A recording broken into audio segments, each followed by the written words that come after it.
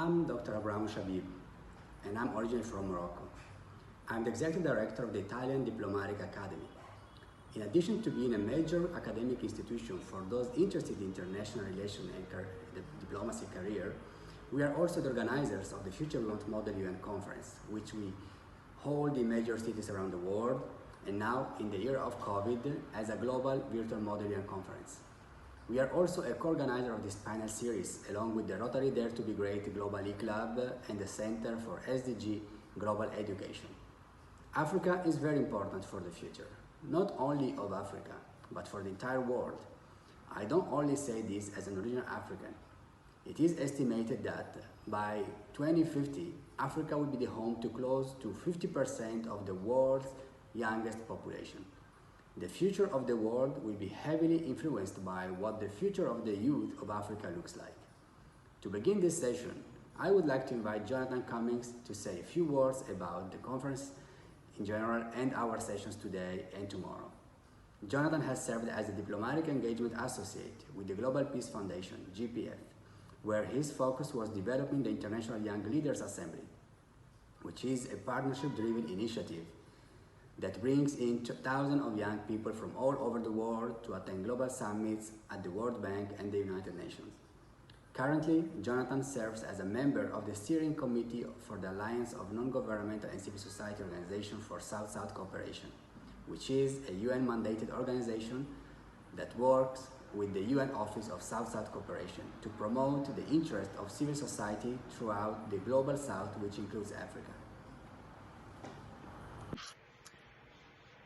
As someone who has organized a number of major international conferences, I think a lot about the purpose and effectiveness of conferences and summits. There are many conferences and summits held annually around the world. VIPs and experts come together to lament current situations and talk about what needs to be done or should be done, and maybe even get an agreement that someday I'd like someone to introduce me to that mysterious, ambiguous we person, we'll do something about it, and then everyone congratulates each other for a great conference, and they go back home to resume their lives as though a conference had not even taken place. A year later, they get back together again and repeat the process whereby in most cases there has been little or no change in the relevant global situation as a result of the previous year's conference. Now, perhaps one or the other did something individually and had some impact, or perhaps some legislative body changed some regulation that had an impact, but more likely some weather or external event happened that might have had an impact.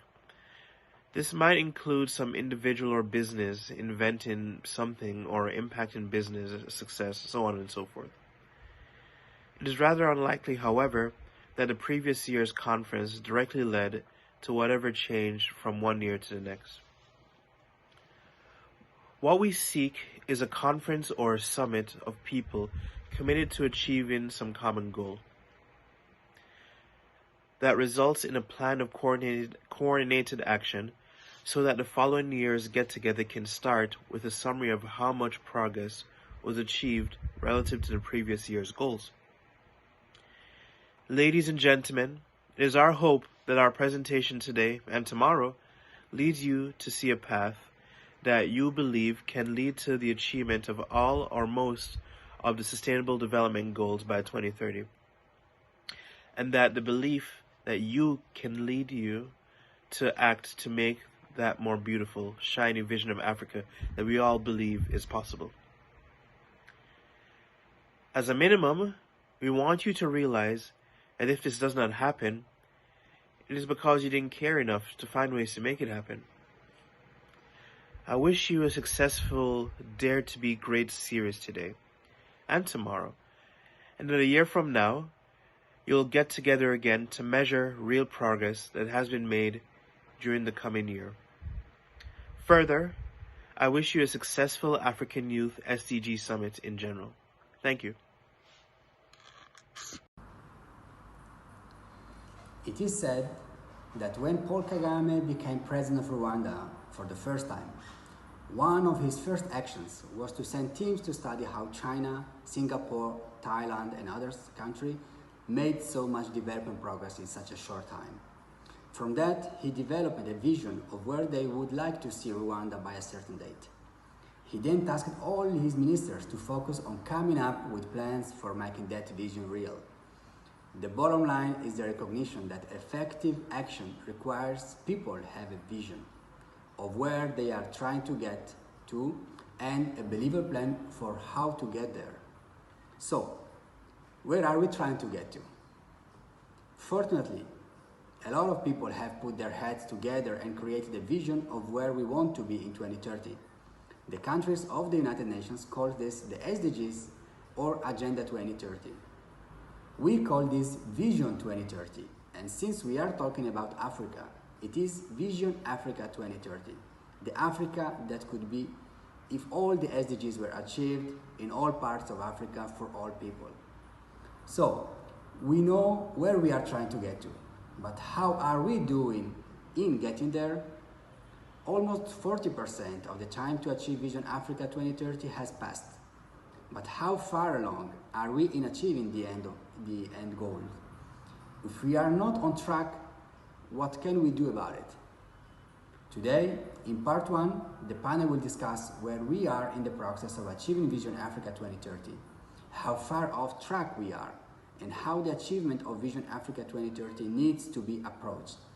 Tomorrow, in part 2, the panel will look at some concrete initiatives that could dramatically advance efforts to bring about Vision Africa 2030. An Africa without hunger and poverty, an Africa without rampant disease, with clean water, affordable and clean energy, with competitive communication, transportation and sanitation infrastructures. An Africa with some of the best education outcomes in the world, where students from around the world want to come to further their education.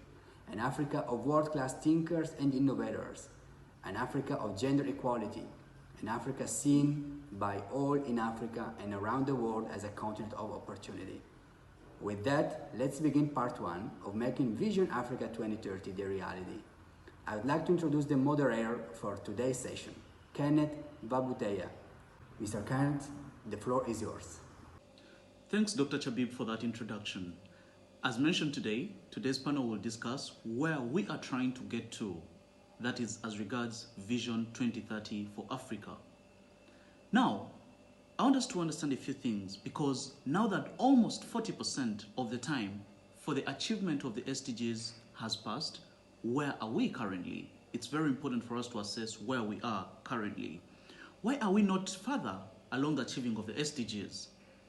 What are some of the things we believe need to be done to have a greater change or a greater chance of achieving Vision 2030 for Africa? Along the way, we will be talking about the mindset we will need to have in order to achieve a serious chance of achieving the SDGs in a reasonable time frame. Steve Jobs said, "Those who are crazy enough to believe that they can change the world are the ones that actually do." Why? Because those who believe they can are the ones who try. Our panel today is made up of very young people, of young Africans that are members of the Dare to be Great movement. The Dare to be Great movement is a global movement of young people who are crazy enough to believe they can change the world and are therefore working to do just that. Our panelists come from 6 different countries throughout Africa. It is our hope that by the end of our presentation, you too will see yourself as crazy enough to believe you can change the world, or at least Africa, and be ready to seriously do so. Our first panelist is Rafia Adam from Ghana. Miss Adam is a national coordinator for an international youth movement and participant in the yearly Young African Scholar Program. She's also an advocate, public speaker, and peer educator for several international organizations, and above all, a member of the Rotary Dare to be Great Club. Our second panelist is Mr. Mekidim Dirij from Ethiopia. Mr. Dirij is the founder of Crimford Digital Marketing, a digital marketing firm that is revolutionizing the digital presence in his country, Ethiopia. He's also the president of the Rotary Club of Liwa, Ethiopia, and has been named President of the Month by the Rotary District of Ethiopia for his dynamic leadership.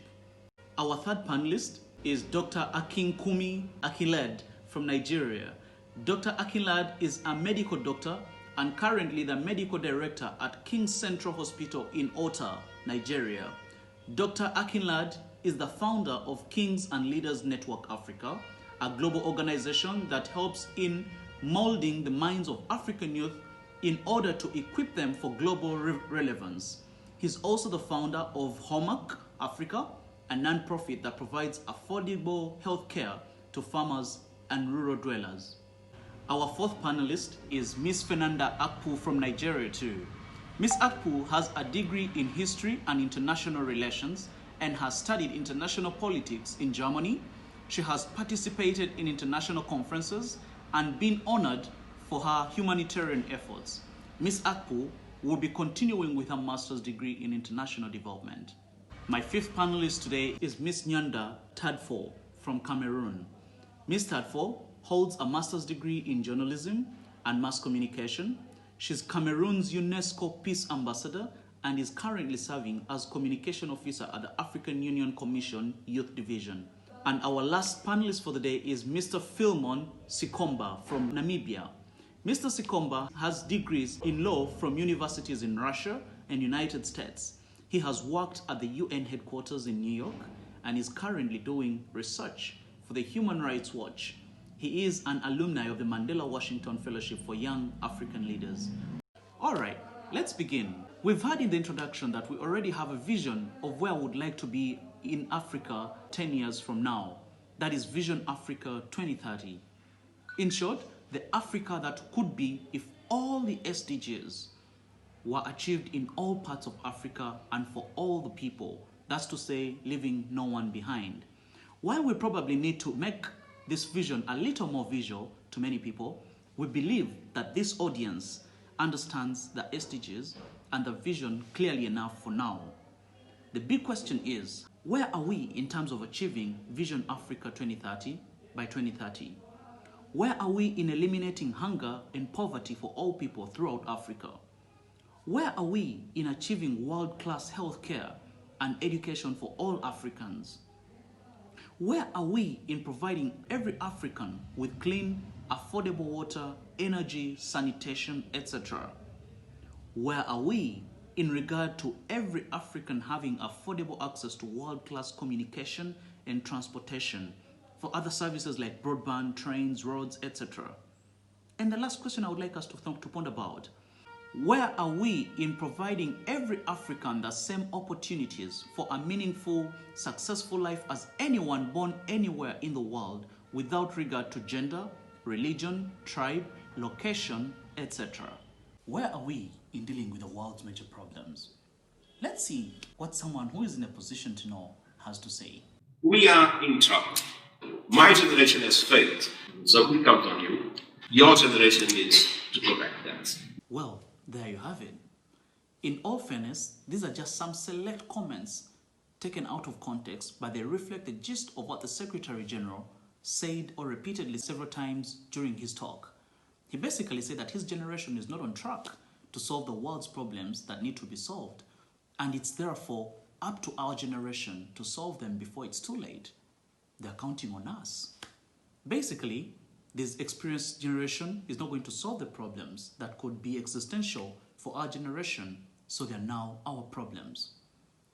It sounded like he's basically saying, my generation has failed, sorry about that. This means that if we want a better future, we young people are going to have to do it ourselves. Panelists, what is your reaction to that? What do you feel about that? On the one hand, I'm angry. He's basically saying that we need to either take control and shape the future we want or live with whatever future the older generation leaves us. We're basically being asked to sacrifice our carefree use days to worry about something that could be existential for us because the older generation are unwilling to make the sacrifices needed to effectively address these problems. On the other hand, recent history tells us that it would be a mistake for our generation to depend on the older generation to fix the problems. So I would rather know now that it will be up to us while we have some time to do something about it than to believe the older generation are taking care of it only to be handed the problem much later when the problems are more severe and we have far less time to deal with them. So yeah. Well, I guess that's a responsible answer to a seemingly unfair situation. If I may refer, in that same speech, the Secretary General said that the scientists have warned us not to allow global warming to increase by more than 1.5 degrees by the end of the century. But he also said that we are unfortunately on track to see an increase of 3.3 degrees, which he said would be catastrophic. Yet we see governments continually pushing back the date by which we would achieve climate change goals. SDG 10 calls for reduced inequalities, but is anyone even defining what level of inequality is acceptable? Panelists, to what degree is the failure to do what's needed to achieve the SDGs due to lack of political will to commit to doing what is needed, or in some cases, to even define the interim goals that would have us on track to make the achievement of the goals even possible? Yes, it is true. Lack of political will contributes in no small measure to the failure to achieve the SDGs. It appears governments and non-governmental organizations and others set goals based on what they think they can do and not what's needed. You see, most people have a big fear of failure, but we can't afford to risk our future on people's egos or political fears. It's as simple as this. You cannot hit what you don't aim at. We need to set our goals not on what we think we can do, but rather on what's needed. If we hit it, we are happy. If we miss, we learn. The only way to grow is by stretching. So we have to set goals based on what we need, and then we can find ways of achieving them. Only then do we have a fighting chance of achieving what's really needed. Fooling ourselves by reducing the goals to what we think we can achieve, even when that is not what we need, is not helping us. That is why Michelangelo said, the problem for most people is not that they set goals too high and fail, but they set goals too low and succeed. We will set goals based on what's needed, so we can at least have a fighting chance of achieving the SDGs. Beyond the fear to set goals based on the needs when they do not know how to achieve those goals, what are some other reasons you believe we are not on track to achieve all the SDGs by 2030? We are not on track to achieve all the SDGs by 2030 because we are not focusing enough on the goals upon which the sustainable solution of many of the SDGs are dependent, such as closing the economic gap between developing and developed countries. I mean, it should be obvious that a country with only a fraction of the per capita income of developed countries cannot sustainably achieve the SDGs. Everyone seeking to significantly better the world should be making sure everything they are currently investing in is contributing to sustainably closing the economic gap to developed countries, thereby providing them with economic resources to address the other SDGs, such as reducing hunger and poverty, closing the health gap to developed countries, providing clean and affordable water, energy and sanitation, communication, and ensuring equal opportunities for everyone, regardless of gender or any other factor. Yet, we have seen that many of these countries and organizations do not have plans or milestone goals that will lead to a significant closing of the economic gap between developed and developing countries by 2030. There is too much dependency on independent, unorganized grassroots efforts. Failure to recognize that it's all about aggregate results. There are hundreds of thousands or even millions of grassroots projects, some of which are successful, but too often as some succeed, others are discontinued or declared finished without plans for future support. The bottom line is we often have many ongoing individuals' efforts with little or no aggregate improvements. Too often, local individuals' efforts are a distraction to more effective efforts to advance the aggregate, not effectively leveraging economies of scale, not enough experience and skills, inefficient use of resources, too much inefficient competition for financial and other support. Donors cannot cope with large numbers of small projects, not even to give needed evaluation, consideration, not worth their attention. So we have been focusing too much on reinventing the wheel and duplication of effort with our little projects. If we are going to achieve something significant, we must begin to take the alternative route. And that exactly is applicable to the failure of many African countries to achieve the SDGs. We don't aim high to achieve these goals. We would rather focus on incremental improvements that do not achieve the big goals to change the status quo trajectories. For example, some countries will educate more people, but they won't educate enough to develop local industries. That means many of these educated people will leave these African countries and contribute to the already existing brain drain, because the people feel that the community will not be able to afford to pay for their services. So they migrate to countries where people can afford to pay for their services.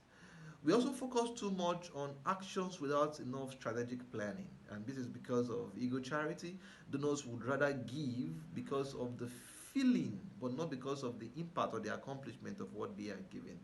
And that means we are not giving enough attention to opportunity cost. All these, in significant ways, lead or affect the achievement of the SDGs. So let's summarize. What do you feel we need to do in order for us to get back on track to achieve the bulk of the SDGs by 2030? We need to prioritize the critical goals on which the others are dependent. For example, closing the economic gap upon which sustainable solutions to almost every sustainable development goals depends.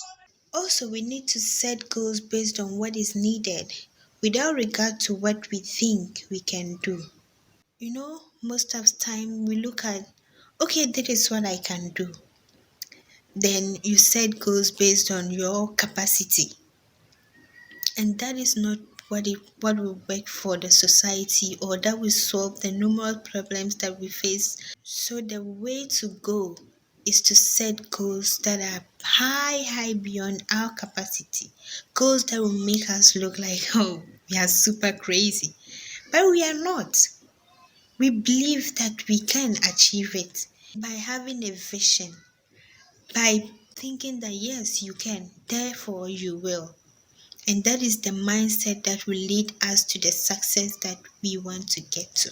Fully leverage economics of scale. Do locally what must be done locally, but centralize whatever can be done centrally. Do all at the most effective and efficient level of concentration that avoids duplication of effort and maximizes focus of best resources where most effective. The most efficient and effective R&D, procurement, and supply chains. For example, thousands of local projects can share the best and most experienced managers. Local teams can get the most effective and efficient training and support. Organize to be able to provide the guidance and resources to maximize the success of grassroots partners. Worry less about winning battles and more of winning wars. Okay, we get it. Most of the key SDGs cannot be achieved sustainably unless there's a significant closing of the economic gaps between the developing and the developed countries, and also between the underdeveloped and the developed communities within the countries. Panelists, I want you to tell me your thoughts on what could be done to significantly close the economic gaps between the developing and the developed communities by 2030. So, what are my thoughts about what could be done to significantly close the gap between developing countries and developed countries in 2030? I have said it before that most people, especially politicians, fear failure and fear setting goals that they don't believe they can achieve.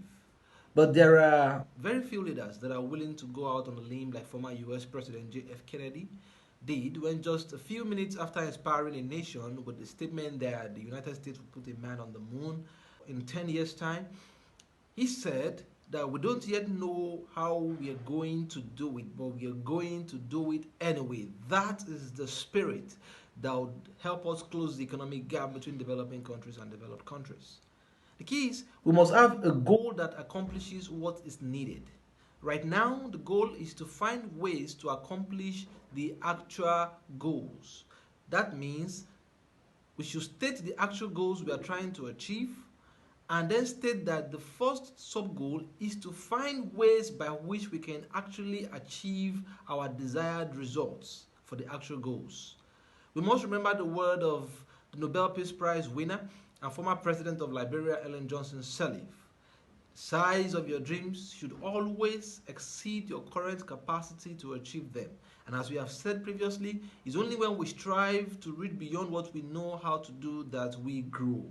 That's what will inspire and mobilize our people to focus on the real goal of the moment, namely coming up with better ideas to actually solve the big problems of our time. This is better than announcing solutions that don't achieve what is needed, but do reduce the drive to find better solutions. So, together and with our vision and great goals that we have set, and believing that we can achieve them, we will for sure. Okay, we need countries, NGOs, and others to set meaningful goals that can have a chance of achieving the needed end results. We get that. However, there are lots of projects underway to improve infrastructure, etc., in many developing countries. But at the same time, the bulk of the population in many of those countries and significant parts of the populations of developed countries have been and are being significantly left behind. Not too long ago, Brookings Institute, if I may refer, issued a report where they estimated that with current efforts, it would take more than 100 years for education outcomes in developing countries and disadvantaged communities within those countries to catch up with the developed countries and privileged communities. Panelists, I want to get your thoughts on whether you think or what you think about countries and communities where there are huge gaps in the education outcomes, hope to close the economic gaps to developed countries and communities within the next 10 years. For most countries and communities, economic well-being is dependent on having a population able to offer competitive services to the rest of the world. The ability to offer competitive services is dependent on a population that is able to offer competitive levels of productivity. That in turn is dependent on the bulk of population having competitive world-class skills and knowledge. Many developing countries point with pride at the level of education that the wealthier segment of their population are receiving, and they point out that the rest of their population is making progress even if they are still far from being the world-class competitive. But what happens to the 15% or so of the population that gets world-class education, but the remainder of the population is far, far behind in education outcomes? What happens? The result is 80% not getting a competitive education cannot command an income high enough to afford to compete to pay for the services of the 20% with great educations. The result is that many of those with better educations relocate to places that can afford to competitively pay for their services. This is why the former African Union ambassador to the US said, there are more doctors from Ghana in New York City than all of Ghana, and there are more doctors from Nigeria in Los Angeles than in all of Nigeria. The only viable solution is to quickly raise the education outcomes for the entire populations of developing countries and disadvantaged communities to competitive world-class levels. That has to be what's needed goal, regardless of what we think we can do. We've said that most people will not act unless they have a compelling goal that they want to see achieved and unless they clearly see a path that will lead them to where they want to get to. You've clarified as well where you are trying to get to, but people have believed that that's where we need to get to for decades, which is a pretty long time. Panelists, is there any believable plan for how developing countries and disadvantaged communities can significantly close the education gap in just 10 years? It starts with getting everyone to accept that the real goal is to close the gap for all people within just a few years. Then we have to get people to believe it's possible. There are countries that not long ago were poorer than some current developing countries like Ghana and Nigeria that had literacy rates worse than many current developing countries that are now real world leaders in education outcomes. For example, we have South Korea, China, and Singapore. So we can't say it can't be done. And we see that top education outcomes have contributed to these countries becoming innovation leaders in many fields, which has helped fuel their economic success.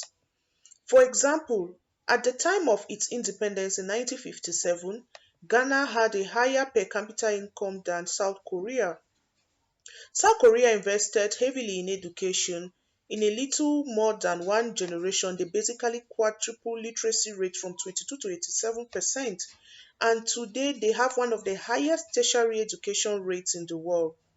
In 2018, South Korea's per capita income was almost 9 times higher than that of Ghana.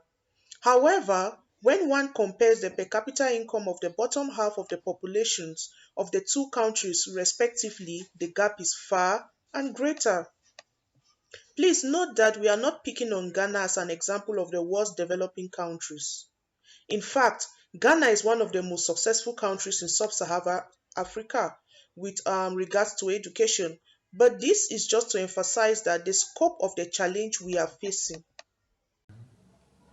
So, we see that some of the recently most successful countries with regard to economic growth are the same countries that have been doing the best in educating the bulk of their population.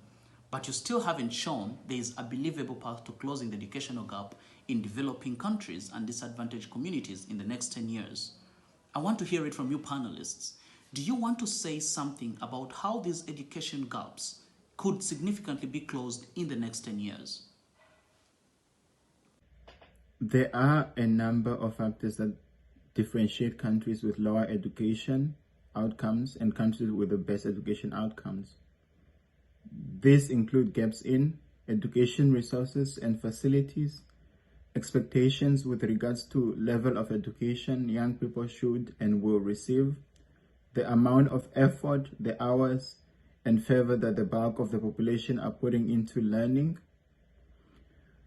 With the expectation of some higher level technical subjects, we believe expectations and the hours and fervor put into learning are of greater importance than education resources and facilities.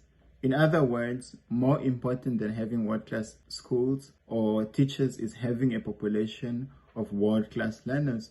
We should also note that the more successful countries with regards to education outcome did not begin with superior educational resources and facilities, but rather with getting their young people to strive for a greater education. In recent decades, the education community has been uniting around the idea that what learners do in the learning process is of far greater importance than what teachers do, other than teachers motivating students to learn. The bottom line is we believe the greatest need in closing the education gap is to get learners to become competitive world-class strivers, aiming for and expecting to achieve a world-class education and settling for nothing less. What would the typical developing country look like in a few years if every young person were fervent learners completely dedicated to getting a competitive world-class education? Imagine what Africa would be like if almost every young school graduate was a world-class engineer, scientist, entrepreneur, or a world-class electrician, plumber, or nurse, and all with entrepreneur and global citizen mindset. Young people with skills and above all, the confidence to build businesses from nothing but ideas. Regardless of what profession they are aiming at, our strategy is to get every young person to become a competitive striver to get a world-class education that includes mastery of key 21st century skills, ideally with those with entrepreneurial and global citizen mindset. That's our what's needed goal. Okay, that's a clear sub-goal, but how do you propose to achieve getting every young person to become a competitive striver to get a world-class education that includes mastery of key 21st century skills and a global citizen mindset? So, how do I propose to achieve getting every young person to become a competitive striver to get a world-class education that includes mastery of key 21st century skills and a global citizen mindset? This is the focus of part 2 of this panel series, and you will hear more about how this can be achieved tomorrow, but I'll give you a few hints. First, we should always be striving to improve our strategies and plans for achieving the goals. The how is flexible, but the goals are not. Having said that, we've identified a number of initiatives aimed at motivating and mobilizing large shares of the youth population in the world. We have literacy initiatives with great incentives aimed at getting tens and perhaps hundreds of millions participating in reading campaigns. We have initiatives aimed at closing gaps related to mastery of key foundation skills such as math by age 10 in underperforming communities and countries. We have initiatives aimed at getting tens of millions of young people participating in activities that will earn them the honor of being declared global citizens heroes for having dramatically changed the lives of millions of the world's poorest children. We have initiatives to influence the music industry to make songs about Vision 2030, the world that could be if all the SDGs are accomplished. I mean, that is fantastic. It's going to be the most listened to songs in the world. We also have initiatives aimed at getting very large number of secondary school students and post-secondary school students striving to master key 21st century skills so that they can earn great honors for contributions to significantly bettering the world. All these initiatives have a few things in common. One is they are aimed at mobilizing the masses. Two, they are aimed at getting young people to develop key 21st century skills and above all, confidence in their ability to make significant differences. They are aimed at getting young people to strive to make the world a better place. Number four, they are aimed at getting young people to set goals based on needs and not what they think they can do. And number five, they are aimed at getting young people to see failure as just a stepping stone on the way to improvement and ultimate success. We often hear people say, here is a successful example. If everyone would simply copy it, we could totally solve the problem. Or that if everyone would just do their share, we could solve almost all problems. But it never seems to happen. The bottom line is that if everyone would just do their share, mindset have largely failed to bring about the cumulative global improvements we need. Grassroots don't work because they fail even when they succeed, because the goals are too low. Goals are generally local. No one has the global end results as their goal. We have to learn to think less like surgeons and more like generals. It's not about who wins the most battles, it's about who wins the war. As we said earlier, wanting something to happen or someone to do something and not planning to cause it to happen is the definition of wishful thinking. When it comes to influencing the masses, we have to remember there are people who do this every day, like the marketing executives of Nike, McDonald's. Effective actions will require coordinated economic of scale. Do locally what can best be done locally. Local hands-on coordinating and implementing. Do centrally all that can be best done centrally. R&D supply chain organizations do centrally all that can be best done centrally.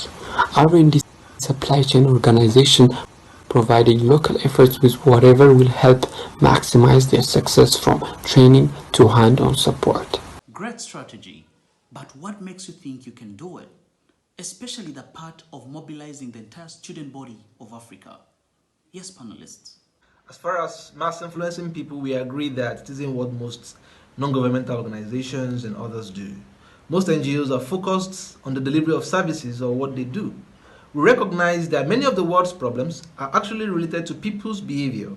As a result, we are focused on influencing what others do.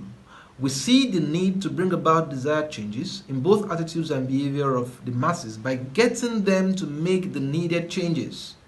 We have a saying, some people use their hands to help a few, others use their heads to mobilize others to help many more, and that is the approach we are going to take in mass influencing people.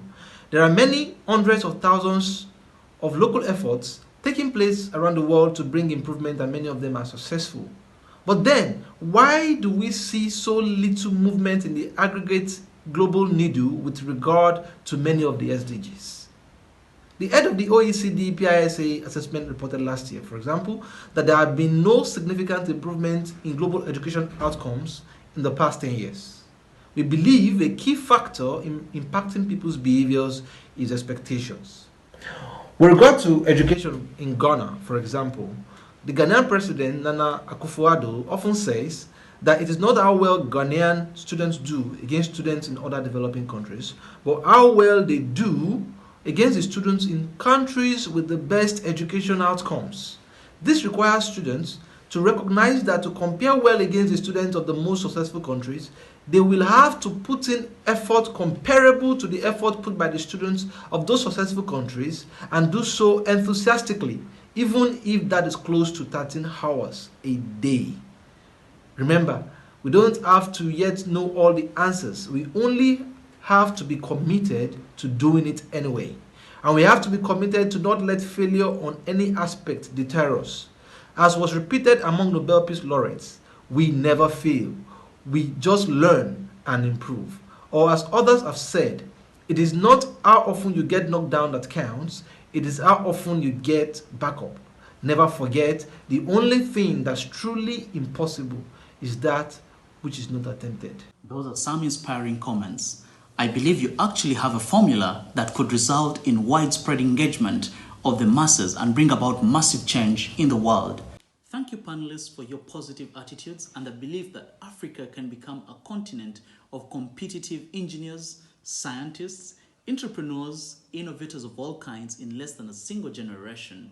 And thank you to our dear audience for your attention and interest. We hope we've inspired some of you to also be willing to dare to be great and pursue the goals that are needed, regardless of whether you know how to achieve them at the very start. Thank you, Kenneth Babuteya, for a great job moderating this session. And thank you to the panelists for your determination to find ways to bring about the changes that will transform Africa into a modern developing continent that offers its citizens opportunities comparable to those of anyone, anywhere in the world, regardless of where or what station they were born into. Finally, thank you to the audience for your patience, attention, and interest. This has been part one of a two-part series about making Vision Africa 2030 a reality. The Africa that could be if all the SDGs were achieved in all parts of Africa for all people. In part one, we concluded that closing the education gap to the most successful countries in the world was key to being able to close the economic gap between developing African countries and successful developed countries. And that closing the economic gap is a prerequisite to being able to have the resources to be able to sustainably achieve most of the SDGs. We also concluded that closing the education gap was not about closing it for a few, but that it will be necessary to close it for the bulk of the entire population of African countries, and that is only possible if we can get the great majority of African youth to become world-class drivers who can successfully compete with learners in South Korea, Singapore, and China, for example. In other words, we have to find ways to mobilize the great majority of the African population behind efforts to make Africa a place of exceptional innovation and opportunity. At the same time, we realize that the most people will not act unless they see a compelling reason to act, a compelling desirable goal vision they want to see become reality. But beyond the compelling goal vision, people will not act unless they can see a path where they believe they can significantly help bring about that desired goal vision. Having said all that, perhaps the most important message of this part one is that you can't achieve what you don't aim or try for, but what you aim at must meet the needs and not simply be something you believe you can achieve. In other words, you have to set goals based on what is needed without regard for whether or not you think you can do it. Aim to solve problems, not put bandages or symptoms. Don't be afraid to pursue goals that you don't yet know how to do. It's when we seriously seek ways to do what we don't know how to do that we grow the most. Remember the saying, if not us, then who? If not now, then when? Tomorrow, in part 2 of this series, we will look at examples of initiatives that the audience should see as having a good chance of creating momentum toward the realization of Vision Africa 2030 among large masses of Africans, and also envisioned being relatively easily implemented. In other words, initiatives that the panelists believe will result in the audience being able to see a path by which the behavior of the bulk of the African population can be changed to make Vision Africa 2030 a reality. We hope you will come back and join us tomorrow for part 2 and see examples of how you can impact the behaviors of hundreds of millions and the trajectory of the African continent. In the meantime, if you would like to know more, please contact us at the address on your screen. Thank you again. Dare to be great.